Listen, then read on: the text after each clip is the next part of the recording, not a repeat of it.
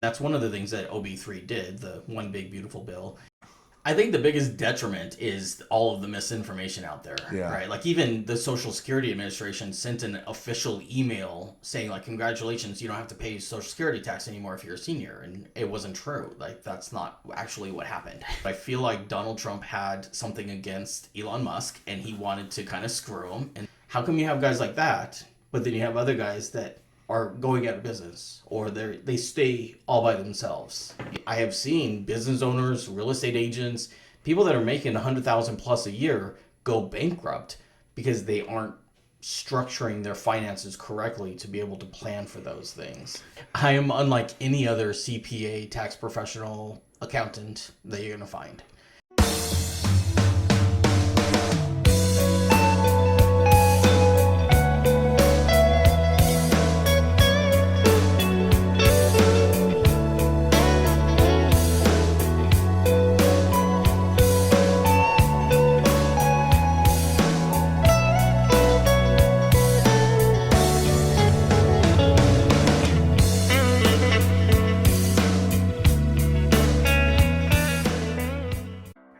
Common challenges I see contractors faced with is getting more leads flowing into their business. And as we all know, if your phone isn't ringing, your business is dying. I often see these businesses struggle with generating the revenue that it requires to produce effective marketing, who to trust, who not to trust, lead gen services inundating their inboxes, large marketing companies promising the moon and always seeming to fall a little bit short. Many of you don't even have a website. I'd like to take this moment to highlight our sponsor here on the OG 208 podcast, the original 208 Contractors. The original 208 Contractors is so much more than just the largest contractor network resource on Facebook in the state of Idaho. It is also the most powerful website for contractors on the internet, leveraging SEO optimization and keyword generation to produce big website results at a fraction of the cost. Now, I personally use the original 208 Contractors in all of my companies, and I highly recommend that you do so as well. Put the power of the most trusted and well-known name in the Idaho construction industry behind your business now. Reach out to the original 208 Contractors team today and find out how they can propel your brand into that next level that both you and your clients deserve. The original 208 Contractors, proud sponsor of the OG 208 podcast. Rain gutter problems might not be so obvious until you realize that you've got a bigger problem in your crawl space. So, if you think you've got a rain gutter problem, call the experts at Rain Gutter Solutions today at 208-724-7885. That's 208-724-7885. From drip drop to tip top, the experts at Rain Gutter Solutions have got you covered. Proud sponsor of the OG 208 podcast. It surprises me how many of you watch this podcast but don't take the time to subscribe. If you enjoy the guests we have and the topics we discuss, please do us all a favor here at the OG 208 podcast and hit that subscribe button. And in return, it's my commitment to you to make this podcast better and better every single episode with more engaging topics and the guests you want to hear from. From all of us here at the OG 208 podcast, thanks for watching. So, Steve, with Savvy Taxes and Strategies. What is Savvy it? Tax Strategies and Bookkeeping. All right, cool. So, somebody just tuning in to us right now, if there's one thing that you would say they should keep watching, what would that one thing be? I think that you're going to find out that I am unlike, and not to be too egotistical or toot my own horn, but that's kind of the purpose of this, right? Yeah. I am unlike any other CPA, tax professional, accountant that you're going to find. Just simply because of what I've combined. Not because I'm smarter than anybody or not because, I think I'm special, but because I have found I really want to help people. I really want to help business owners. And I have found what I believe to be the best combination of things like profit first, making way more money, organizing your business so that you understand it, and then keeping way more money through tax strategies. And so that's... You're good, dude. Put it down there. So that being said, so what would you say help the person watching this? Because a lot of people think, well, taxes. I gotta hire somebody to do my yeah. What's one of the major things you think business owners miss? One of the key aspects that they miss that they can get out of an accountant that they don't really normally see often. I think the biggest thing is that if you just look at compliance work, right, like the bookkeeping and payroll, like a lot of business owners just look at it as something they have to do, something that the government makes them do. They don't look at their financials, if they're even correct. They usually don't look at their financials to actually make business decisions. They make business decisions by what I call the bookkeeping bank balance. They look at their bank account and they say, what can I do, right? I've got rent, I've got a car payment. Beyond that, I've got another $8,000. Cool. I'm going to go buy a boat, or I'm going to go do this. Right. And they don't actually strategically look at what their financials are telling them. And that's what Profit First really helps them with. But they just fly by their bank balance more than they do. Like, let's actually see what cash flow is coming into the business. What can we actually make sense out of this, out of these financials, and actually do something with them. What do you think is the most common thing that you see missed? That, because you're mentioning profit versus the business decisions. Like what business decisions are you seeing that can be a benefit to the business owner that you're commonly seeing being missed? And like when somebody comes to you and be like, hey, I want to get these taxes done, and you see a common thread in that, what is it that you're really helping them set apart? Well, I think the first thing that they're missing is paying their taxes. Like again, it kind of goes to that bank balance bookkeeping part, right? They see how much money's in their account and they spend it. And they don't think about the fact that, oh yeah, Uncle Sam's going to need part of this. And so they spend everything they have. And I can't tell you how many business owners I'll talk to, and I'll finish their taxes and I'll say, okay, well, you made all this money. You have $30,000 in taxes that you have to pay. And they'll say, well, where's that going to come from? Like, can I make payments? I don't have that money, right? And so now they've got to make payments on, let's say, 2024's taxes. But now what about 2025? You're just always going to be behind.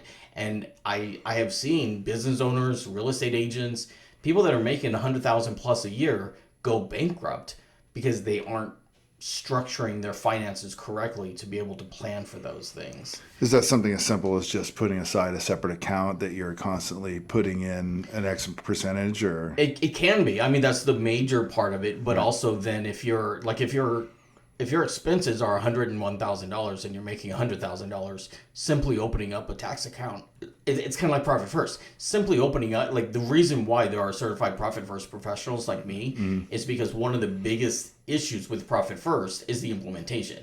You read the book and you're like, oh my gosh, this is the greatest thing since sliced bread. Like, I'm going to do this.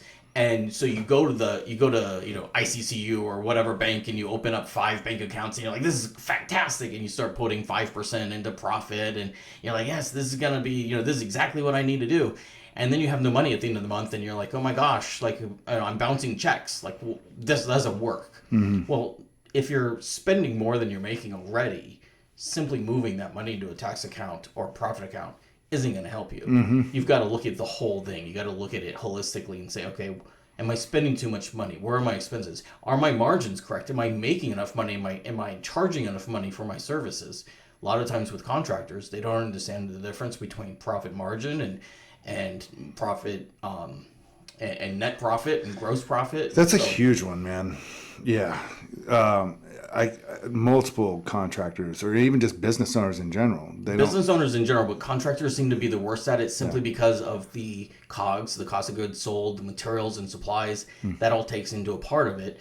And so they think, okay, well, if I just, this is going to cost me, the lumber is $200,000 to build this house. And so as long as I got a 20% markup, I'm good. And so they charge $240,000. Well, guess what? That doesn't mean that that's what your net profit is. And right. And so now, once you have everything, you factor everything else, you're like, oh, shoot, like, where'd my money go? Right.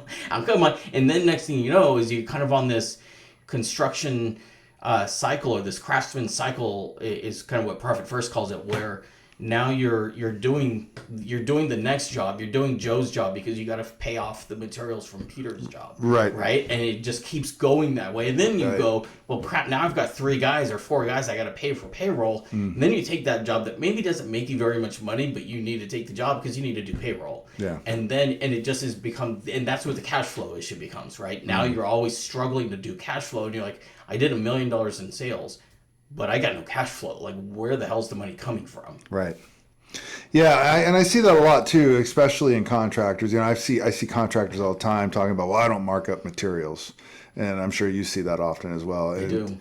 And a lot of times when I see contractors in these Facebook groups asking like, well, how much should I charge to do this? Yeah. And it's just like, well, they don't even understand their overhead. Right. And exactly. That has a huge factor on their net versus gross profit as well, right? Absolutely. Yeah. Just looking at where it's classified, right? And even when it comes down to their payroll, if an owner, a lot of times, like, I'll see owner payroll down not as part of cost of goods sold, but down in operating expenses, let's say. Which technically can be correct if the owner isn't doing any work. Right. But if the owner is jumping in there on the job site and they're doing a lot of the work, that's part of cost of goods sold. Yeah. Now you're actually part of the product.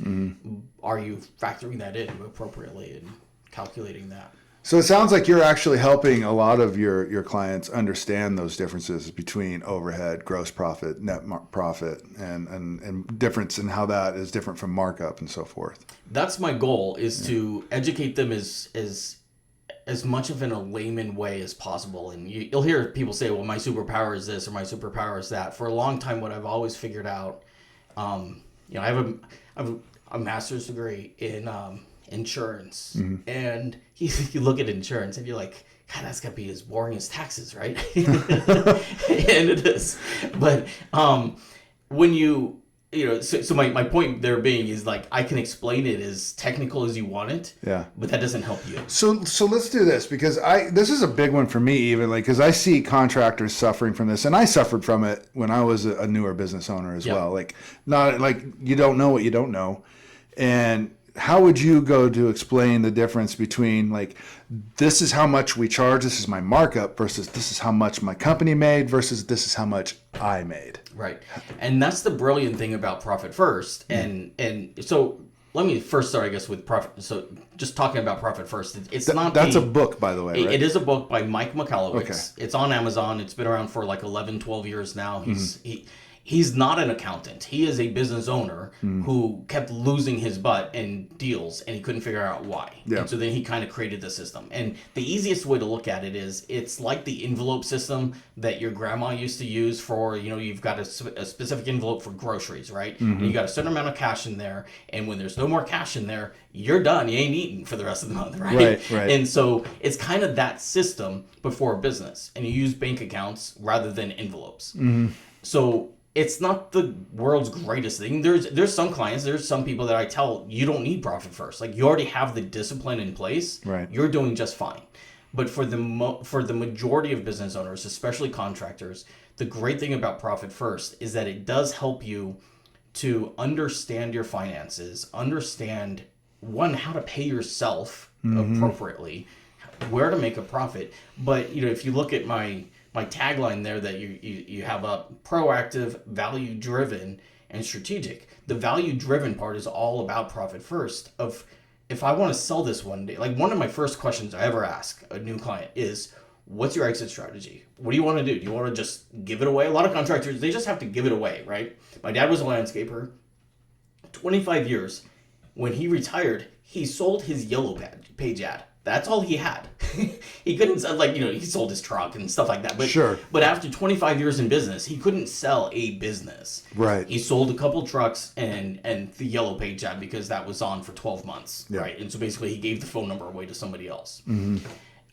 So Profit First helps you to show the value in your business, the profit that you're making. Right. You can detail all of those things, net profits versus profit margin versus markup.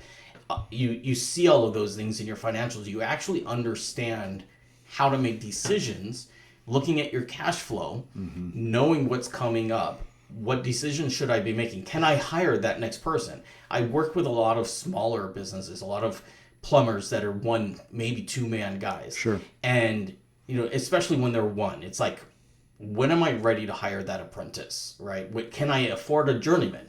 Can I afford 40, 50 bucks an hour, right? Do I have, and so they'll build up their bank account to try to anticipate being able to make payroll. Okay. And they'll look at it. I've had guys that'll say, well, I'm looking at my bank account balance. I could afford to pay somebody, 3 pay cycles without making any money. Like, I feel confident that I can hire somebody.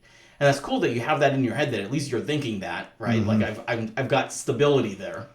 But it's very short term. It's still short term. How about you look at what cash flow you can anticipate coming in for the next quarter, for the next 6 months, and know, okay, this is the cash that's coming in. This is how I know I can afford what I want to do in my business and move to the next level. And that's how you scale. That's how you see guys like, there's a heating and air company that they moved very quickly from a couple of guys to now they have 60. And within only a few years. How come you have guys like that, but then you have other guys that are going out of business, or they stay all by themselves? How do you do that? Bookkeeping, same thing. I've got 3 people on staff now. You've got other bookkeepers who are having a hard time doing anything, right? Would you say that really kind of boils down to, like, with what you're talking about, like, well, I can easily pay this guy for the next 3 weeks and not have to worry about it, right? As opposed to, this is how much I should be charging for my services. Are you kind of diving into that? I'm diving into that because I want them to be charging a fair rate. Perfect example, I have one plumber that I know charges $24.95 for a water heater. I know another guy who charges $1,000. The water heater's $300. So he's making $700, and if you look at it, and he takes him 2 hours to do the water heater, he's making $350 an hour. If that's how he looks at it, he's thinking, shoot, I'm making $350 an hour. That's great, right? Yeah. You got the other guy, though, that's charging $2,500, and he sells them all day long and makes plenty of sales. But now he's making what, $2,100, $2,200? Yeah. But he doesn't look at it as, I made $1,100 an hour. He's looking at it as, I've got all of these expenses. I've got this business I have to run. I've got these trucks and everything. Now I know that I'm charging the appropriate margin. Yeah. And the market will bear it, right? As long as the market will bear it and I can sell it, then why wouldn't I? Yeah. Because that's going to allow me to scale. That's going to allow me to move up faster versus just barely getting by. What would you say is the first step somebody really needs to look at in their business financials to find that out? What's the first thing they really need to look at? The first thing is to really go pull your profit and loss statement and make sure that that the line items are correct as far as the income coming in, and then your cost of goods sold, and figuring out your profit margin there. And have you only been doing a markup, right? And learning the difference, like go on ChatGPT or Google or whatever and learn what the difference is between a profit margin and a profit markup and how they don't correlate. They're not the exact same thing. Yeah. And just understanding that in your business will put you days ahead, months ahead. But I'd say that's definitely the first place to start. And then just looking at your expenses and what are you paying on that you don't need to be doing. And I mean, you're not going to get rich by cutting expenses, right? That's not the ultimate answer, but it could be short term, and it could be to make sure that your margins are in the right area, right, of the right targets, and then you go from there. Sure. So you mentioned that ChatGPT. Yeah. What are you seeing coming down the pipe as far as technology? How are you using artificial intelligence in your business? And all the time. How are you implementing that, and what are the benefits, and where do you see that going in the next 5 years? Well, I've been recorded that I believe that artificial intelligence, ChatGPT, whatever, will take over bookkeeping. It will take over tax preparation. I would never buy an H&R Block franchise right now, or Liberty, whatever, for whatever tax prep franchise. Unless they pivot, they will be out of business in 5 years. I just came back from Vegas where there was we had a tax conference, and if you think, you know, Vegas is exciting, just have a bunch of accountants show up, and, you know, we can make it pretty boring. but one of the vendors there though was showing how they were using AI to take your W-2, your tax information, and having it automatically upload into the tax software, into 1040s or whatever, and creating a tax return. That's going to, I mean, look at what ChatGPT's done in 9 months. Like, or however long it's been in place now, a year or whatever. It's like, it's just leaps and bounds ahead, right? Yeah.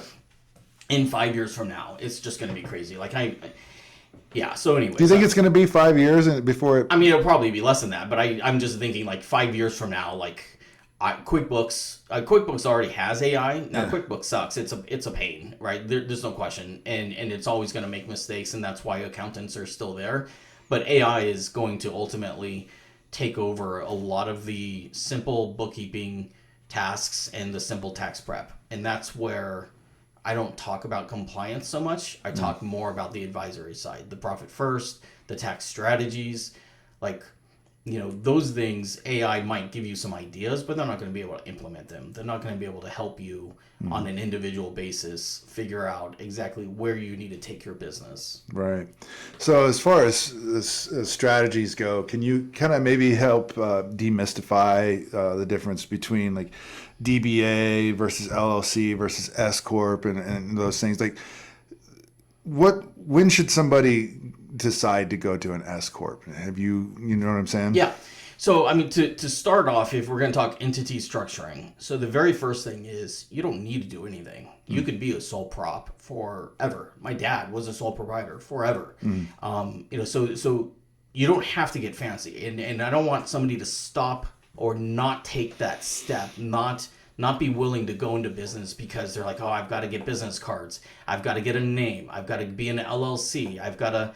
You know, and they research and paralysis by analysis and whatever, you know, term you want to use. They don't do the thing because they're too busy worrying about looking professional. Right. Just get out there and do it. Right. Like, you can hang your shingle out tonight and be a bricklayer tomorrow. Like, right. Okay, it can work. That being said, an LLC is kind of the first step, right? Or you could be a C Corp, but ideally, let's just say you're a contractor, because we're on a contractor page, right? I think are we doing it for the most contractor? Yeah, for the most part. Those are my people. I love contractors. I already mentioned my dad was a landscaper. I was supposed to be a landscaper. It sounds like the majority of your clients are. The majority of my clients are. They're the ones that need the most help. They're the reasons why I became a bookkeeper. I was doing a bunch of insurance audits, and it was mostly on 95% of them were on contractors. So I was like, man, your books suck. Like, you need help. And so I was like, you know what? That's me. I'm going to be the help. So let's say, you know, you're a plumber and you're tired of your boss, right? And because this is what happens. You're tired of your boss. You didn't get to work again because he didn't get the job done or whatever, right? And so now you only got 20 hours in your paycheck, and it's Friday, and you're looking at your paycheck and you're like, this is stupid, right? Or he's an idiot. I can do it better myself. Right. And so you go and you start up at your own business. They're a great plumber probably, but they're probably horrible business owners. Yeah.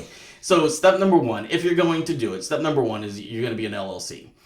So you go to the Secretary of State, $103.50, and you start up your LLC, and, you know, it'll take a week. It takes you 5 minutes online, but it'll take you about a week for them to approve it. They send it to you in the mail, and now you're Stephen Young Plumbing LLC. Right. Boom, done, right? And you get your, in Idaho anyways, you're a registered, you get your registration, you become a registered contractor for $25. Now, I use the example of a plumber. That's a little bit different. Right. But for everybody else, if I want to be a general contractor, if I'm a GC, $25, get some Next Insurance online. I think it's like $50 now, actually. Is it 50? Still, okay, but yeah, it's not hard. I was a general contractor. Yeah. Like, I had my general contractor's license for a while. Yeah.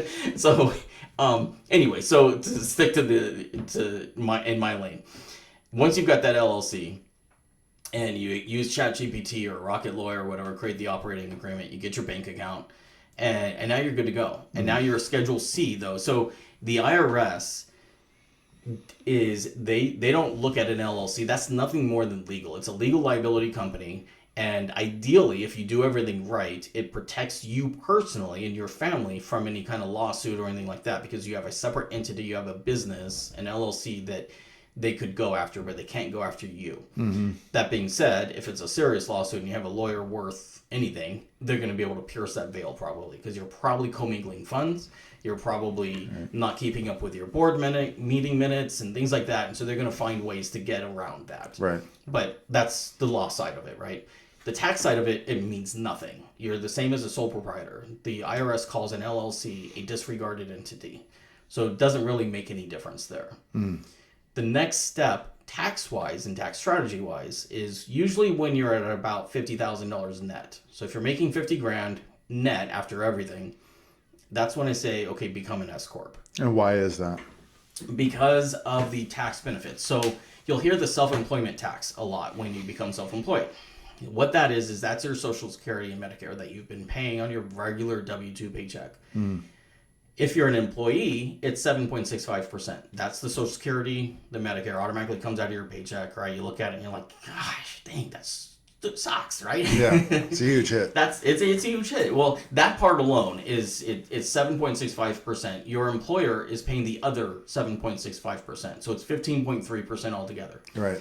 If you're self-employed, you get to pay both sides of it. So you're paying 15.3%. So the reason I say $50,000 is because if I'm paying myself 50 grand, or let's say my business is making 100 grand, right? And I'm getting 50 grand from that. Anything, I don't want to pay the self-employment tax on the full $100,000 because that's $15,300, right? If I can take a salary for $50,000, then I'm only paying half of that.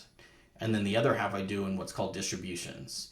So I'm able to cut down the amount of money that I have to pay in taxes. But the benefit there is, or the downside is, now I have to pay payroll, or I have to make a payroll, right? I have to be a W-2 of my business. Yeah. And I have that's an additional tax return. So there's extra compliance work there. The tax return is more expensive because it's more complicated. So you have additional costs and fees there. So it's not really a cost beneficial thing for you until you're at about the $50,000 level. It sounds like you're essentially making yourself an employee of the company at that point. You're completely making yourself now you've got a true living baby, right? Like, so when I was at the tax conference 2 weeks ago or last week, whatever it was, one of the instructors was like, when you decide you want to be an S corp, it's like you're having a baby, and that's an LLC, right? You're pregnant. And it was a female, so she was using the example of she's pregnant, and then when you have the baby, that becomes the S corp. It's completely separate from you, but it's got to have its own payroll. You're a W-2 employee of your business.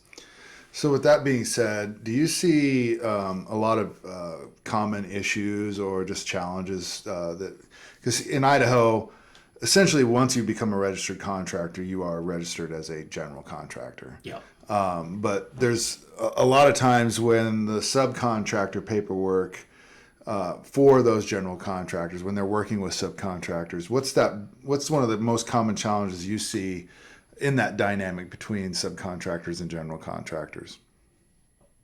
Do you want me to answer from the insurance perspective or from the tax perspective? I don't know. Which one do you think? Both? Yeah. From the insurance perspective, the biggest issue is if they're a sole proprietor, if they're by themselves, not maybe a sole proprietor, but an employee owner, they're the only ones doing anything. It's hard for them to get workers' compensation, right? So the general contractor wants to see workers' compensation. They want a certificate that has something on there that says they're protected. Right. And I'm a solo plumber. I don't have to get it. I'm automatically excluded in Idaho. State fund may or may not give it to me. It depends. I've had people apply for it as a single person and not get it because Idaho says, well, you don't have any employees, and so they don't give it to you. But there are some companies that will give it to you. But it's basically paper, right? It's basically getting a certificate because you're ghost policy. It's a ghost policy, exactly. Yeah. And now you can elect to get coverage, but a lot of insurance companies don't want to have you covered because you're the owner. When are you technically not working? Right? Like you could say you're working all the time. So it almost becomes health insurance for you instead. So there's that part of it is kind of that challenge until you have employees and you need actual workers' comp. And the exposure there is if you do get hurt on the job site, now that general contractor could be held to have to help you with your injuries and costs, and you go on their workers' compensation policy basically. Yeah. So there's that issue. On the other side of it is contracts, and whether you're a 1099, and an S corp technically doesn't need to get a 1099 issued. It's kind of a weird thing with the IRS where they want you as an LLC or a sole proprietor. You have to do a 1099. You have to issue a 1099 if it's more than $600. But S corps don't get one.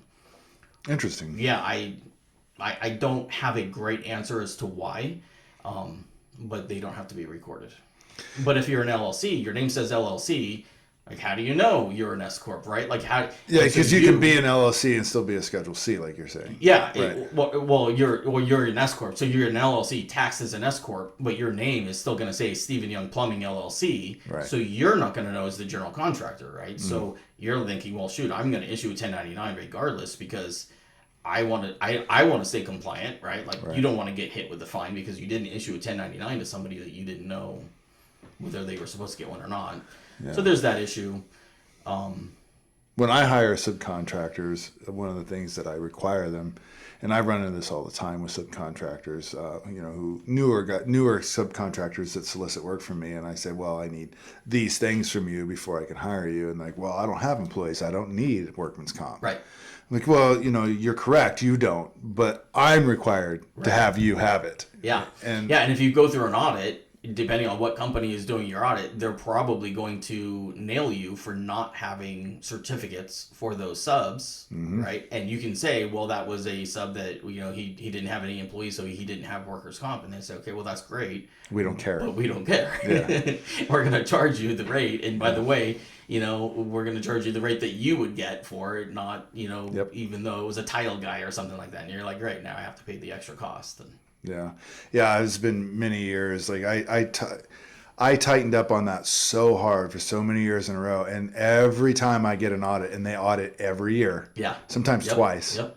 I've done 6,000 of them. There's never been one of them where they didn't catch me on something. Yeah. And I've been super tight on it. Well, I mean, come on. The insurance companies are in the business to make money, right? They want to give you money back. Yeah. Yeah. So, yeah, I used to have people when I'd go. So I've seen over 2,000 sets of financials. I've done over 6,000 insurance audits. And I worked for an insurance company for 6 years doing audits, and the biggest thing that I would see is exactly that: the ghost policies or the no policies, the not collecting insurance. And I tried to be lenient on it because I understood, or also I was here specifically in the Treasure Valley.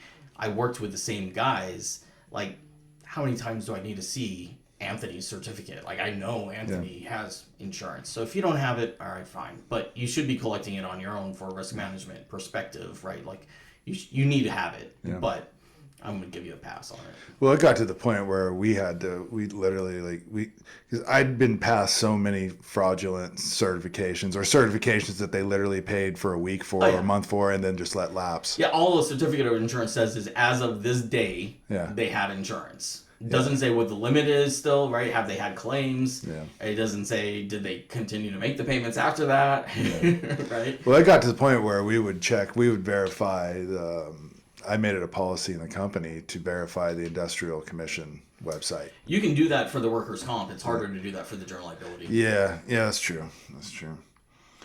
So moving on, what help us understand a little bit of the ins and outs. There's been a lot of controversy about this big, beautiful bill. Yeah, OB3. Yeah, and so that's something that I know a lot of people, when I tell them, oh, you're going to have Steve on, you got to ask him, like, what's, So tell me, what are the benefits? What are the detriments? What do you really see being?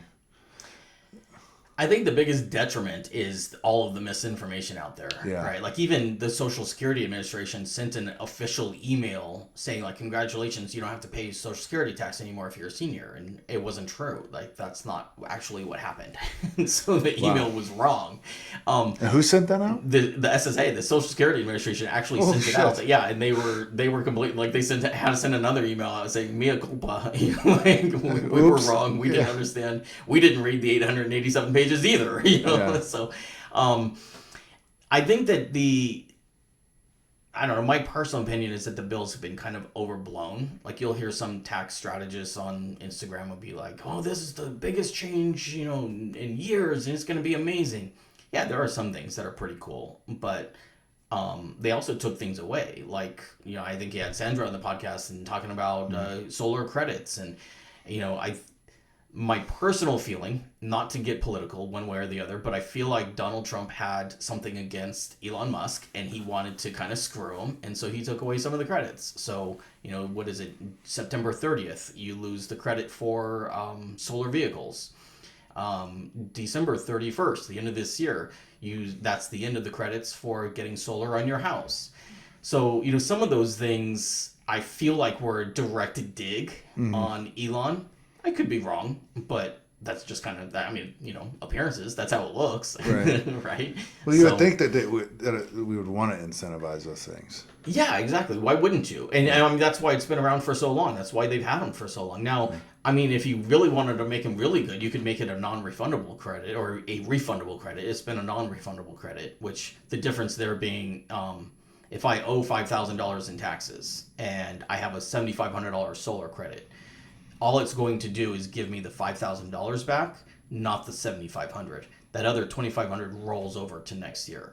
Whereas a refundable credit, and that's one of the things that OB3 did, the one big beautiful bill, it made the child credit, the child tax credit, part of it is now refundable, meaning you can get some of it back even if you had no taxes.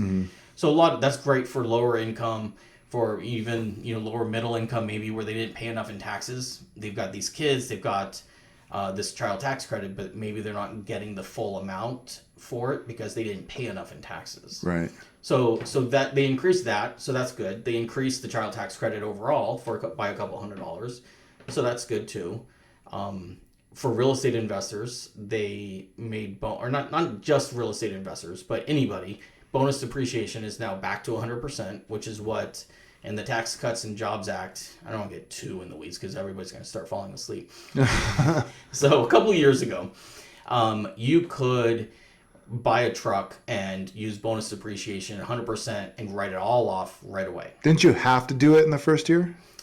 Well, you didn't have to so much, but there's Section 179 and there's bonus depreciation. There's a couple different things, but so bonus depreciation, it started off at 100%, which just basically meant, again, like let's say you buy a backhoe and it's a $300,000 backhoe. Right. You could, with bonus depreciation, you could take that $300,000, even though you're making payments on it, let's say, you could take that $300,000 and write it off all up front. Gotcha. So you're going to save a lot of money on your taxes. Yeah.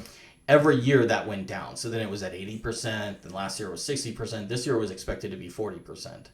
And so one thing that the big beautiful bill did was change it back to 100%, but they also made it, in quotation marks, permanent. Meaning it's permanent for now until there's a new political leader that makes it unpermanent. Right? Nothing is permanent in Congress. Right. But technically it's permanent, meaning next year we'll get 100% bonus depreciation again. So if you're a real estate investor, that's fantastic because now we can use some other tax strategies like cost segregation and be able to, if you buy a house, let's say this is a rental house for you, and it's $200,000, right? Well, we've got land. We can't depreciate land because it's not going anywhere. Right. So that's $100,000. So we pulled that $100,000 out. Now we got $100,000 building basically. But this is a rental. The HVAC system isn't going to last 27 and a half years. The flooring isn't going to last. Like I have a rental house 2 doors down from my house. Right. And they changed the carpet out last year. Somebody came in, moved in, they lived there for a year, and then moved out, and I just saw them replacing the carpet again. So that owner had to replace the carpet within a year, right? Like I've got the same carpet in my house for 15 years. Right. It needs to be replaced, no question. But like it lasted longer. But anyways, my point being, I can separate those things out, and instead of just appreciating that $100,000 house, I can now separate some of that out. It's about 40%, but there has to be a study done, that kind of stuff. But let's say it's $40,000. I can depreciate all of that $40,000 this year rather than having to do it over 5 years or 7 years. So I get that money faster. Gotcha. What would you say the biggest impact that bill had to business owners in the construction field? It would definitely be the bonus depreciation. It would be the Section 179. The workers, it's probably going to be the overtime. We'll see how that plays out. That's another area where it's completely misunderstood. The no tax on overtime, but in construction field, that's forever been a thing, right? Especially in a place like Idaho, where we have seasons where you make when it's making good, right? You got 12 14-hour days right now, and then in the wintertime maybe you're only working 6 or not at all, or there's too much snow or whatever. Landscapers, completely normal for us to work 12 14-hour days from April to October, and then you're not working for 6 months. So during those times, and you're making a lot of overtime, you're getting hit on that overtime. So the One Big Beautiful bill did take part of that away, but only to a certain amount, up to, and it's kind of tax on tips, same thing. There's some benefit there, but not, it's like it gave you some, but it kind of capped it. So, and how do you track overtime? How do we know? Like, if you look at your W-2 right now, where's overtime at? Well, it's normally, isn't it just right there on the little breakdown?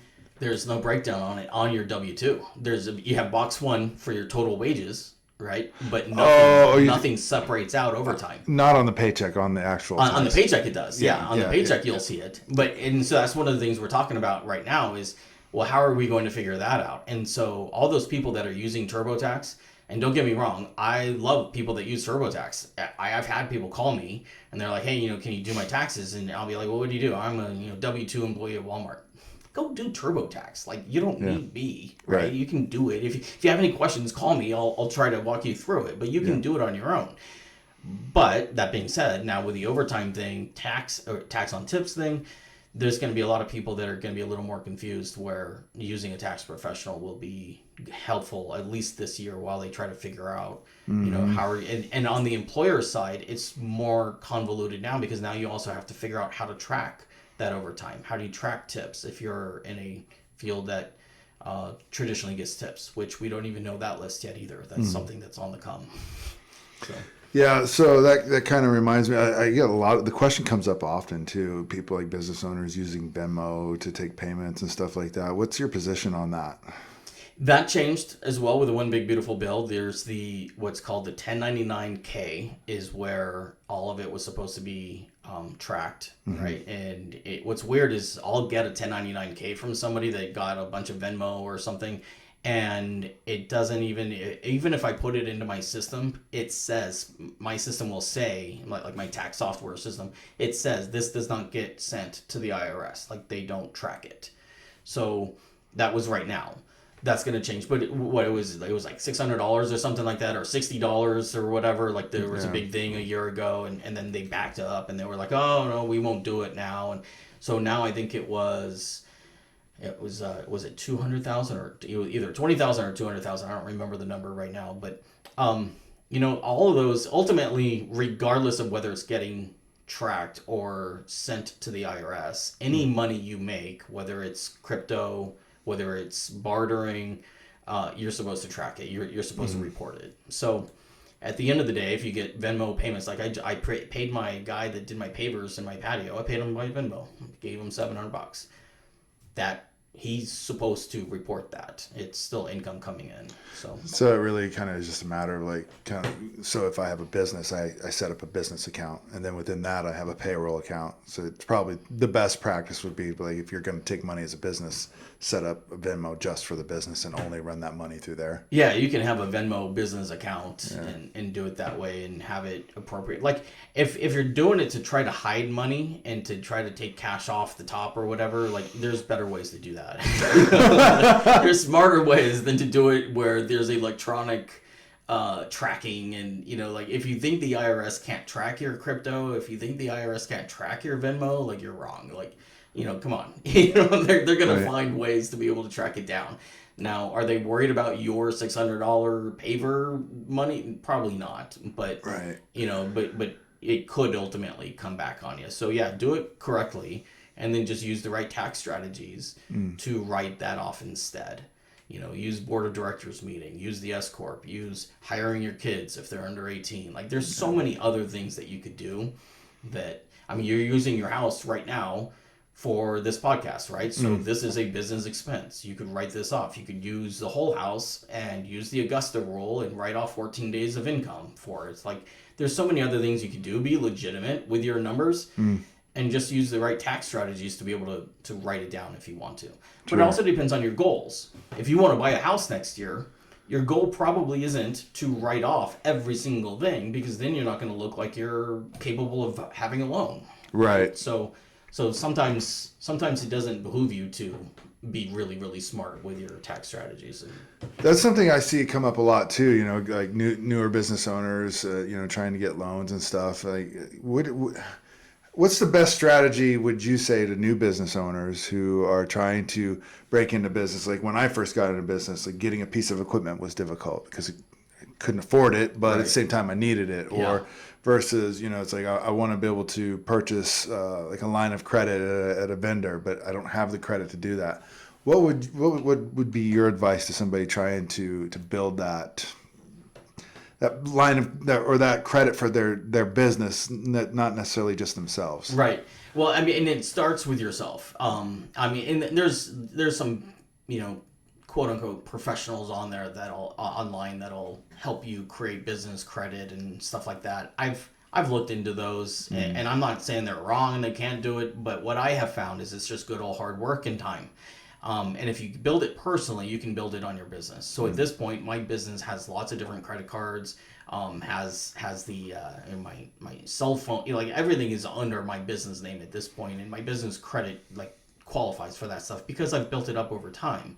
You also have to have a legitimate business. Like a lot of things you see online, they're like, I got a $500,000 line of credit, like, and I don't even have a business. Like I don't even do anything. Right.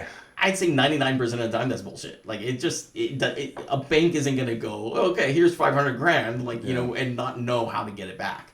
So part of it is having an actual business that is actually doing something and making money, and that kind of comes back again to profit first. If I can show the banker financials and I can show him my debt to equity ratio is under 1.5, they're going to give me whatever money I want because they can see that I can manage my finances.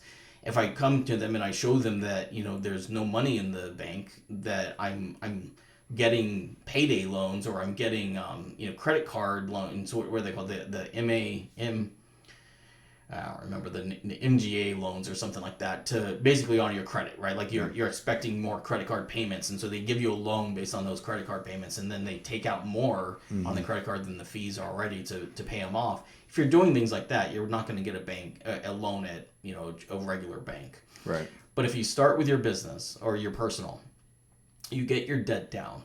You make your payments on time. That's what, 30% is making your payments on time.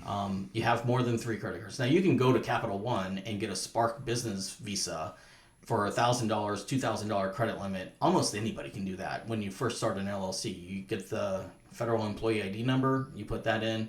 You're going to have a personal guarantee, but like they're super lenient on that. That was the first one I got, was Capital One.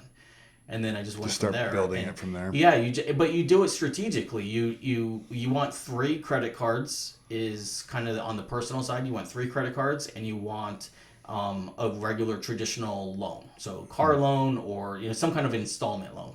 Don't go to JCPenney's, don't go to Kohl's. If you go to Home Goods and they're like, oh, hey, you know, you qualify for this store credit card, don't do it. You only need 3. You know, and then if you want to follow Dave Ramsey, or, you know, credit is bad or whatever, I call BS on that when it's for business owner. Like I'm a Dave Ramsey financial coach. Like for individuals, it's fantastic for 95% of the people, right? Like for the majority of the people, and I know people that have done very well for themselves because they follow the Dave Ramsey method.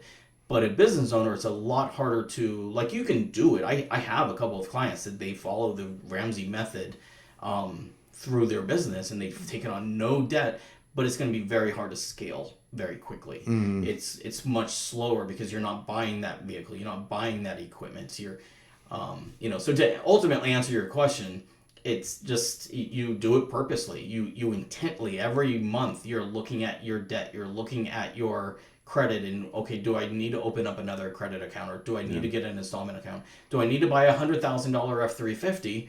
Or will this 2019 Toyota to Tacoma, will that work, right?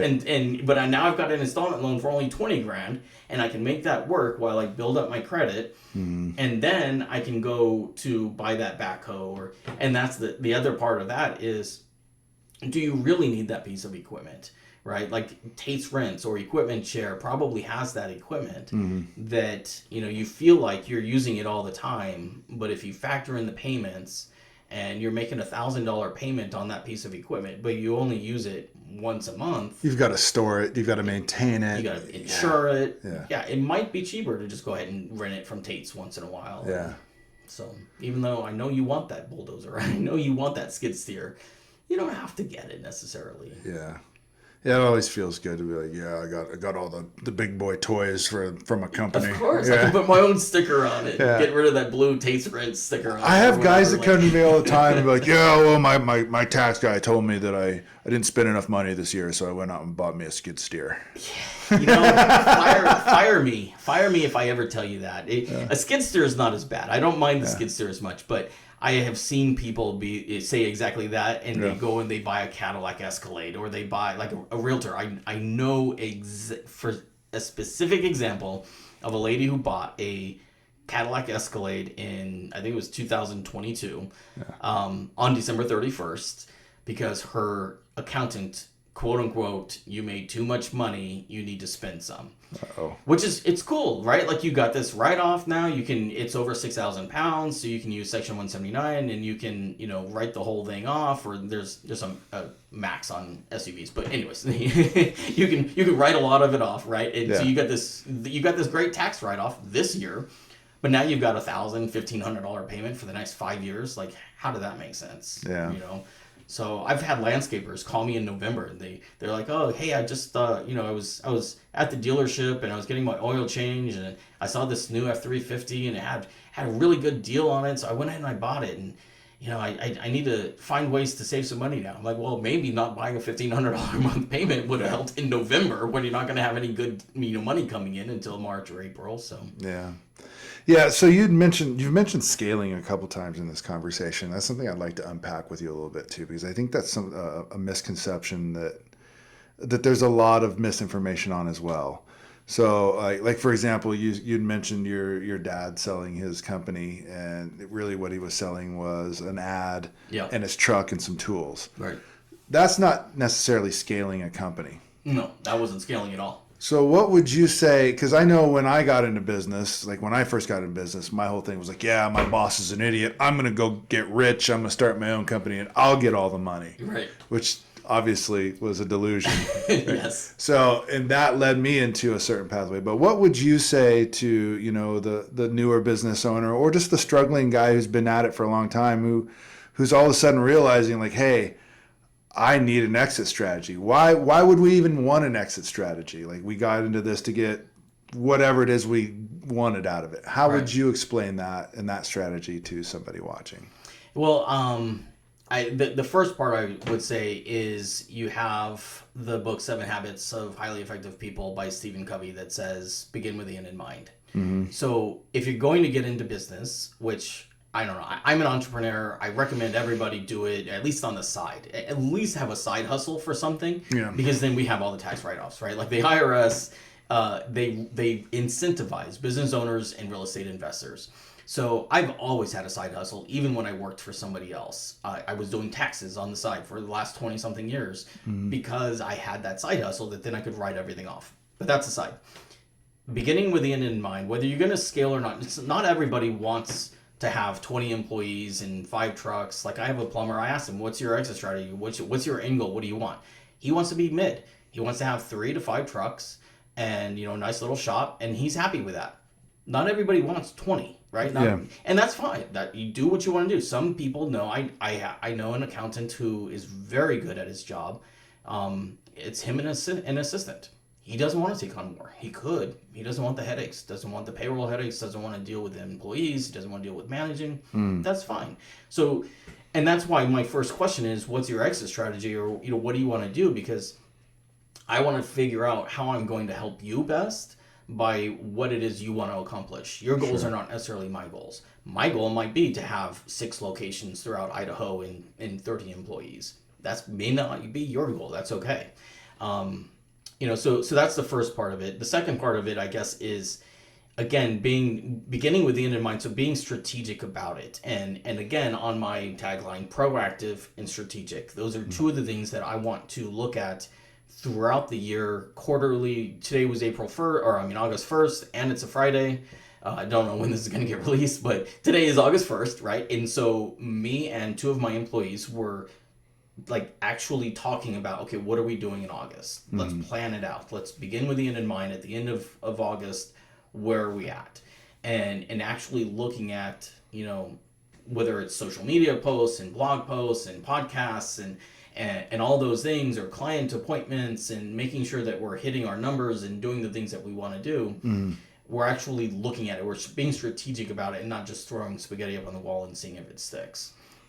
So how does, I don't mean to cut you off. Yeah, no. So, and I'm curious about this too. Like, so for example, the guy who, he doesn't want the headache of, the employees and the extra hassle of the payroll and the maintenance of the 20 truck fleet and all this stuff. Like, he's not trying to take over the world like Pinky and the Brain. Sure. But that doesn't necessarily mean that he can't scale a business that he can then like exit out of with a certain goal in mind. Like it's more than just, having a retirement, right? So how does that one guy who wants to stay mid, what does scaling look like for him versus the guy who wants to take over the world? Yeah, I think it all comes back down to the financials again, though, because a guy that stays solo or the guy that stays mid can 100% still be a millionaire in 5 years. Can still, it's all about knowing your numbers, though, and knowing your financial. What you measure grows, right? So if you're looking at your financials, I had one client tell me I should know my P&L every Friday. Every Friday night, he pulls his profit and loss statement from his QuickBooks, and he knows where his business is at. That might be a little extreme. But if you ask most business owners who are, especially they're doing the bank balance bookkeeping, they're on their mobile banking app almost daily looking to see how much money's in there, right? So they're already doing it in a way. Let's do it in a more organized way and a more strategic way, again, to use that word, let's look at your financials and know where you want to take it and where you want to go. What is it you do want to do to be able to scale at that mid-level or to accomplish everything you want to do. Do you want to do real estate? Do you want to own a bunch of equipment and lease it out? Do you just want to invest it in the market or in crypto? Or, we could have the conversation of stock market versus real estate, or what is it you want to do to be able to get to that goal, and then let's plan for it and do it. But if you don't know if you're profitable, it's pointless. It doesn't matter. Yeah, that's you mentioned crypto too. Like, so I've personally invested in crypto in the past, and I see a lot of people, like, it's really starting to become a little bit more common. What are some of the pitfalls, like, as a business owner, that you might see on a common basis, or some of just the misconceptions surrounding crypto, and how can they use that as an asset for their business? Well, I'm definitely not a crypto expert. I've played with it. I own it. I have some Ethereum. In fact, I just got a Robinhood notification that said it's like at 3,700 or something, and I was like, okay, cool. Maybe I should sell it. I've got a friend, Andrew, he's all up on XRP and Bitcoin, and that's what he loves. So I'm definitely not the expert to learn on it. In fact, I got burned on and this would be my first thing to say is, if it sounds too good to be true, it probably is. Watch out for the Ponzi schemes that are out there with crypto, and you can earn tons of money. Ponzi schemes. What are some of the Ponzi schemes? So there was one called Novatech. I mean, everybody knows about FTX. That was kind of the big one. Sam Berkman or something like that in Miami, and Tom Brady losing $600 billion. FTX coin. Gazillion, and so there's those ones, but then there's other smaller ones, and what they'll do is they'll say, you give us this amount of Bitcoin or this amount of money, and we'll be able to trade it for you, and we'll get it back to you, and you'll make X, 5x your money in a crypto month. FAs. Yeah. And so I had one that It was called Novatech, and it had been around for a long time. Like it started looking legit, and they even had like a forex trader that you could trade on the platform, so you could do your own forex trading. And this guy that I've known for 15 years kept talking about it. He kept doing posts on Facebook. He's like, I made another 3% this week. And I was like, yeah, whatever. Like, I'm not interested, right? And it had like an MLM aspect to it where you got people in and you'd get a bonus for $250 or whatever. Yeah. And finally, one time he posted, and he's like, if you haven't listened to anything I've ever said, at least listen to this. And I had my foray into crypto was Doge, the Dogecoin. Sure. Yeah. I had $50 in Robinhood, because if you remember when Robinhood first started, I don't know if they still do this, but when they first started, they would give you a stock, right? And so but the key was like you couldn't cash it out. They didn't tell you that part. They're like, oh, we'll give you this stock, and I think I got like a share of Ford or something like that, and it's like, oh, cool, like I got Ford, right? And then at one point I was like, okay, this is stupid, I'm going to sell it, but I didn't realize like they wouldn't let me actually cash it out. And so the key was they give you the stock, but that's all that you could do with it. You had to keep it in Robinhood platform. But then they started doing crypto. And Doge was at the time like 5 cents or something like that. It was something ridiculous. And I was like, I don't care, whatever. Like I got $10 sitting here from this Ford stock. I'll just buy Doge. So I bought a bunch of Doge with it for nickel a piece, and it went up to 50 cents. And I was like, all right, I'm out of here. And so I took it all out. So I had like $100 or something. Right. And this guy kept talking about Novatech, and 3% a week on average. And I was like, all right, well, I got this $100, screw it. So I gave him $100. The next week, I had $3 more in my account. I was like, okay, all right, well, here's $1,000. So I gave him $1,000 of my own money this time, right? not Robinhood's. And the next week, I had $30 in my account, or $33 in my account. And I was like, okay, cool. Like, this seems legit. Here's another $1,000. And I built it up, and it was like 10 grand at some point that I personally had put in. And every week, it was working great. 2.5% to 4% was like the average, and every Friday you would find out. So Christmas was like every Friday morning for me. I'd wake up, and the first thing I would do would jump on my app, and I'd see 2.65% this week. And at one point, I was making more from this investment, making more right from this investment than I was in my regular job. Right. And so like every Friday again, I'd get this, and so. If you wanted, you could pull the money out. If it was your initial investment that was being traded, allegedly, it would take like a month for you to get that money out. You could get it, but it would take a little bit longer because they were, it was in play.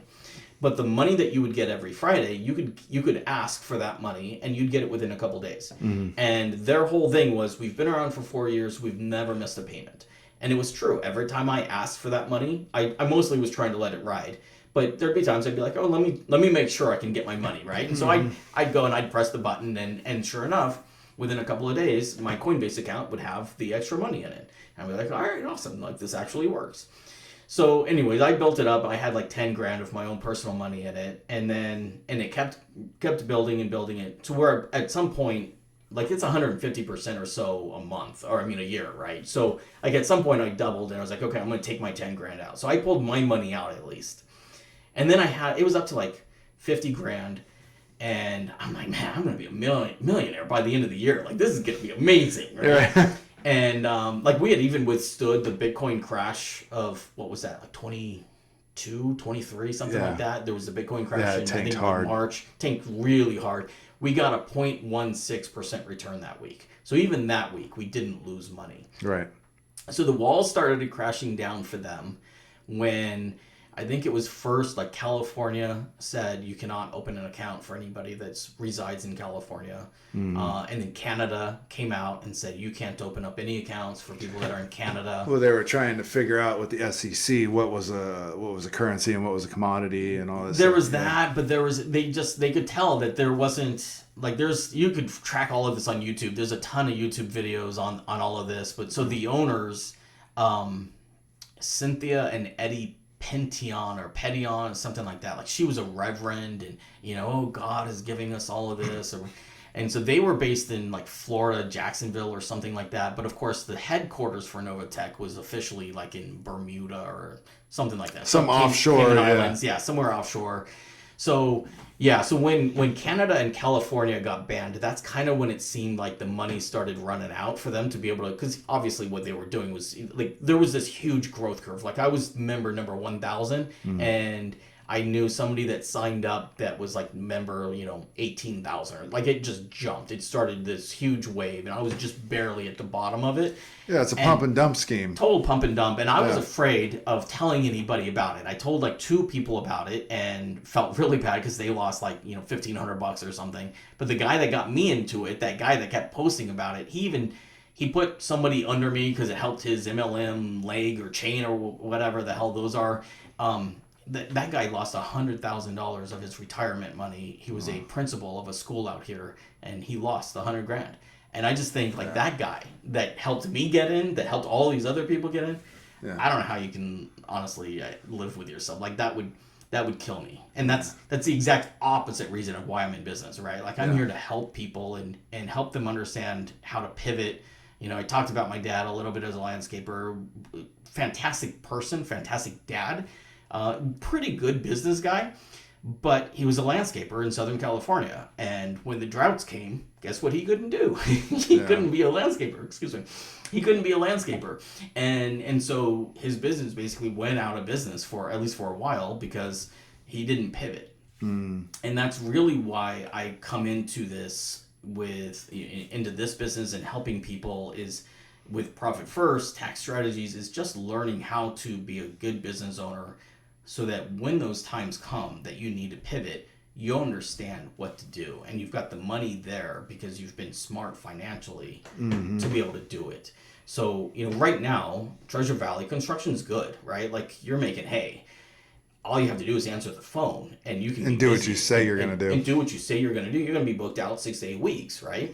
Don't steal anybody's money and you're good to go. That isn't always going to be the case. At some point, it's going to change, right? And at some point, you might have to pivot. And are you going to be able to do that? Or, again, kind of that scaling thing that you talked about. Like, right now, again, we're making money. Right now, all the contractors are doing really, really well. Or a lot of them, again, if they're doing the right things, they're making a lot of money. What do you do with that? Right now, real estate interest rates are high, but what if that changes? Are you going to have the cash reserves because you were smart with your financials to be able to take advantage of it? Right. The people that made a lot of money when the real estate market crashed in 2008, 2009, were the ones that had the money and they were ready because all those houses crashed and they bought them up, right? And now they're right back up to, 200%, 300% more than what they were. And that's where they made all their money. So be smart about it. Be financially ready so that when that does happen, you've built the credit. We've talked about that. You've got the money. We've talked about that. The opportunity comes and you're ready. Yeah. So, well, that being said, what's probably the most important thing that we should have talked about today but didn't?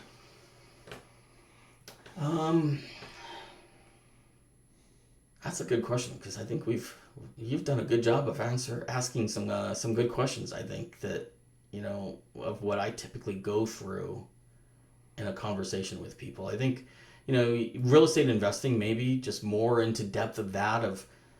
I'm a believer in that. I think that's where you look at the Forbes list of the top 100 people. Is that where you get your best tax incentives? 100%. Yeah, 100% real estate. I mean, there's a reason. You can play the clip of Donald Trump and Hillary Clinton in a debate, and somebody asked him about hiding his money or writing off all of his money or something, and you're going to use depreciation. He's like 100%. I'm going to use depreciation, and so do all of her donors. Yeah, I'm gonna take advantage of the rules you made until you change them. Exactly. Like I said, the IRS incentivizes business owners and real estate agents or real estate investors, and so as long as you understand what rules those are. Why do you think that is? Like, why? So that's what I think is a huge misconception too. Why does the IRS incentivize business owners and real estate people? Because it perpetuates more wealth for them to be able to tax the regular people. Yeah. Like if you really come down to it, right, and you get to the people that are taxes are illegal and it's voluntary. Taxation is theft. If the 16th Amendment is wrong or whatever, fine, yeah, taxation is theft. I'm not going to say I disagree with you. I just don't like orange. So, you can argue all day long in federal court that this is wrong and you can't imprison me, but at the end of the day, they're going to imprison you. So let's play by their rules instead. Right. And so that's what I do. And I talked to a banker one time. He's like, well, nobody wants to pay taxes until they want their roads fixed.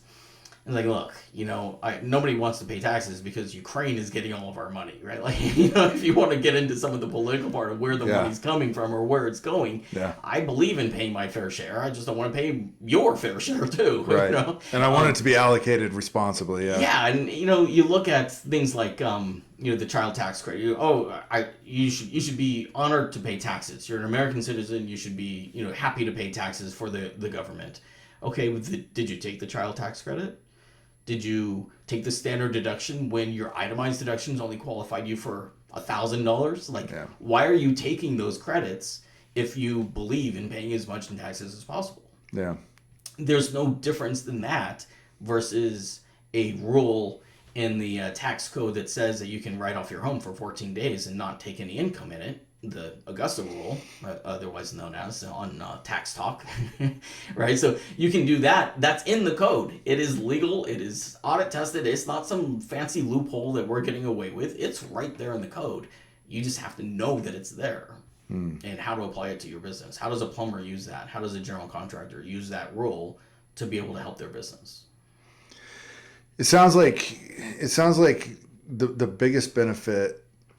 A person who owns their own business or an entrepreneur who is making money, outside of being a W-2 employee. It sounds like the rubber really meets the road in knowing their financials when it comes to their taxes, and that's where it really starts. Yeah, their financials, their taxes, meeting with their professionals, anybody, whether it's your banker, I really believe that you should have a board of advisors for, and this is anybody, W-2 or business owner. Everybody should have their own board of advisors or their own family management company is what the rich get to use, right? They have these family management companies that have the wealth advisor, that has the lawyer, that has the accountant, all on speed dial, right? But how about you meet with them either at least individually, at least a couple times a year, preferably quarterly. But what if you met together? What if you all met together and we sat around and we said, okay, this is Anthony, and this is the plan that we have for him, and this is what we want to do. And, in Anthony, he says he wants to grow his account to $5 million, and then he's out of here. He's on a fishing boat in McCall for the rest of the year, or whatever it is your goal is. And so then us board of advisors go, okay, here's how you do it. And we all put it into place, and we say, this is the plan, and we're all on the same page. It's, again, being strategic, being proactive. But most people are worried about, how do I buy milk today? The kids have 500 events, and I don't know how I'm going to get to them all, right? Like, daily life is just, it gets in the way. And I get that. I've got 5 kids. We're busy too. I totally understand that. But if it's not on my calendar, I don't do it. So guess what I do? I put it on my calendar, right, and then make it happen. Yeah, I would say that the fastest way out of that mindset of being focused on how do I buy milk is to focus on those financials. It's like you said, what you measure grows. And, I think, and I was guilty. I've been guilty of it in the past. It's like I don't look at my bank account all the time. Like, even when it's not where you want it to be, I think you should look at it and know. Well, and I see this with taxes, and I see this with your bank account, is you get that ostrich effect. Right? I'm going to bury my head in the pillows, in the sand, whatever. I'm going to pretend like it doesn't exist. I don't want to look at my bank account balance because I don't want to know what it says. I don't have to worry about it today. I don't want to see that red. I got enough problems, damn it. And it's the same way with taxes. I'll see people that'll be, the 1 year, 2 year, 3 years behind. Like I market myself as the SOS for the IRS. So by saying that, I guess maybe in nature automatically, I have people that are 4, 5, 6 years. The most I've had is 10 years behind on their taxes. And so you get that mentality of, I just don't want to deal with it. And it's human nature. But what I have also found is that, it's kind of like the bill collector. You don't answer the call. But then when you do finally answer the call because you've got some money in your pocket to be able to finally pay them, and you call them and you find out, oh, I could have skipped a payment. Like all along, I could have gotten rid of these calls. Yeah. Right. And so it's the same thing with your taxes. What I have found is a lot of the times it's not as bad as you've built it up in your head. Yeah. Not always. There's sometimes that you're just screwed. Yeah. But a lot of times we're able to. It's the level of screwing. Yeah, exactly. But I can, you think you're going to owe $100,000. Like I had one client that he hadn't filed for 3 years, and he's like, I'm just, I started a business, and that's what usually happens. Is there's usually something that kind of triggers. Like I've filed taxes for 20 years and never had an issue. But then COVID happened, or then I had a stroke, or then I moved from Oregon to Idaho, or then I started a business and I wasn't sure. There was some level of insecurity. Yeah. And so you didn't take care of it. And then it just kept building up. And now it's this huge snowball. Yeah. And you're finally ready to confront it. Or maybe the IRS sent you a letter that said, hey, we're going to lien your house. And so now you're finally calling me. Yeah. Now it's an emergency. Now it's an emergency. But so I had one guy that he was 3 years behind, and I go and we figure it all out. We get it all done. I'm like, congratulations, you're getting $15,000 back. And he's like, what? Like all this time I've been worrying about this, and I'm actually getting money back. Like that would have helped me 3 years ago. Yeah, it would have. Yeah. So, sometimes you just got to confront it. You got to, take your head out of the sand or the pillows. And I think, we as a society too, Dave Ramsey talks about that a lot. We just are not very financially literate as a society. Horribly so. I mean, our school system doesn't set us up for that, right? They set us up to be employees and to not know about that stuff, so that, it's kind of a prison system, right? There's bells, they tell you when to go to school, and I mean, I won't get into the whole the whole political part of that and the whole conspiracy theory side of that, but you look at it and they're not designed to make you an entrepreneur. Yeah. So. Yeah. Which is odd because they incentivize that. You would think they would, right? Yeah. You would think you would think just the American system in general would incentivize you or would teach you to be more entrepreneurial, but. Yeah, it's because the entrepreneurs were the ones that designed the system for their employees so they could stay the entrepreneur. Yeah, that's an interesting concept too, because it's like, I see people like Trump and Bezos and Elon get all this heat from, a certain lobby about how they don't pay their taxes. Like, they only paid $750 in taxes on a $4 billion portfolio. I'm like, you look at, as a business owner, you look at the payroll of somebody like Jeff Bezos. He employs like how many people? 500,000 or something? Yeah, I think it's more than that by quite a bit. But you were saying that, like, the employee pays 7.5%. Yeah. And then the employer pays another 7.5%. So they're paying taxes. Oh yeah. They're paying plenty of taxes. I mean, if you really add up the amount of taxes we pay just in general, it's over 50%. Yeah. Right. Like if you add property taxes and cell phone taxes and all that crap, but yeah, those business owners, they're absolutely paying taxes because maybe they're not paying their own federal taxes or their own Idaho state tax or whatever. They're using loopholes. Yeah. There's stuff there that they're able to use, but. They're still 100%, or they're, use Bezos as an example. Like, think about how many vehicles he's bought in the last couple of years, right? Like, everything was delivered by brown trucks. And then all of a sudden, within seemingly overnight, they're all riding their own. They're all on gray trucks all of a sudden, right? Like, how did immediately that happen? There's a home builder in this area that owns, he builds a lot of homes, but he owns like 5 different companies that participates in that. The electrical, the HVAC, the flooring material, the trusses. He owns all of those companies that builds that part for his house. Mm-hmm. When he wants to create a company, it's immediately a 7-figure company. Well, all of those companies employ people. All of those companies then provides benefits to those employees because he's able to do it at a scale that he can afford to do those things. Yep. You telling me that doesn't help us? That doesn't help the economy? That doesn't help the government? That doesn't help us build roads? Evil billionaires. He may not be paying much in taxes, but I guarantee you he just generated a whole ton in taxes because of what he does and how he does it. Yeah, he created it's. I always see. I've seen being a business owner is creating a platform of opportunity for other people. It's not just about and the minute you make it about getting rich is the moment it's like, man, this is really this sucks.